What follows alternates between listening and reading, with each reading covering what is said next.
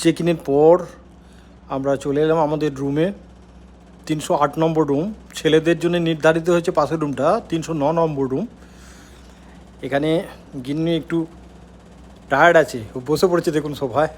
একটা সোফা দেওয়া রয়েছে, কিং সাইজ বেড রয়েছে এখানে একটা খুব সুন্দর করে সাজানো, একটা দেওয়ালে এলসিডি রয়েছে, আর এখানে একটা সেন্টার টেবিল, আর রয়েছে ছোট ছোট অনেকগুলো তাক বা সেলফ। এখানে ব্যাগপত্রগুলো রাখার জন্য বেশ ভালোই স্পেস রয়েছে, খারাপ না। দুটো জলের বোতল দেওয়া হয়েছে। তারপরে এখানে একটা ড্রেসিং টেবিল, একটা ওয়ার্ড্রপটা দেখি খুলে, এখানে হ্যাঙ্গার রয়েছে আর একটা ব্ল্যাঙ্কেট দেওয়া রয়েছে। পাশে রয়েছে একটা শু র্যাক, জুতো টুতোগুলো এখানে রাখা যাবে, কোনো অসুবিধাই নেই।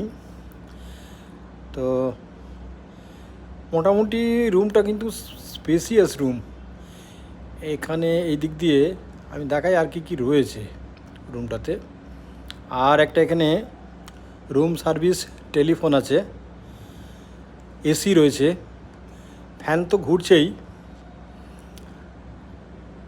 এইবার আপনাদেরকে অ্যাটাচ বাথরুমটা এক ঝলক দেখালাম, কিন্তু দেখি ওখানে কি কি আছে, জিনিসগুলো কি কি আছে। একটা ওয়েস্টার্ন কমোড রয়েছে, এইখানে ঢুকেই একটা বেসিন আছে, হাত মুখ ধোয়ার জন্যে ভালোই হবে, খারাপ না।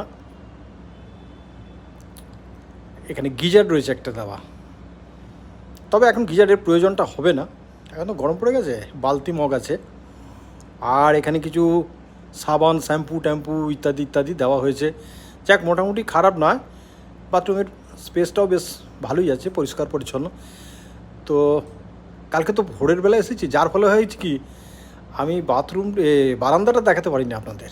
এই দেখুন বারান্দাটা, আজকে দিনের আলো ফুটেছে তো তাই এক ঝলক দেখিয়ে দিলাম। ছোট্ট বারান্দা, দুটো চেয়ার দেওয়া আছে, একটু বসে টসে দাঁড়ানো এইসব করা যাবে এখানটায়।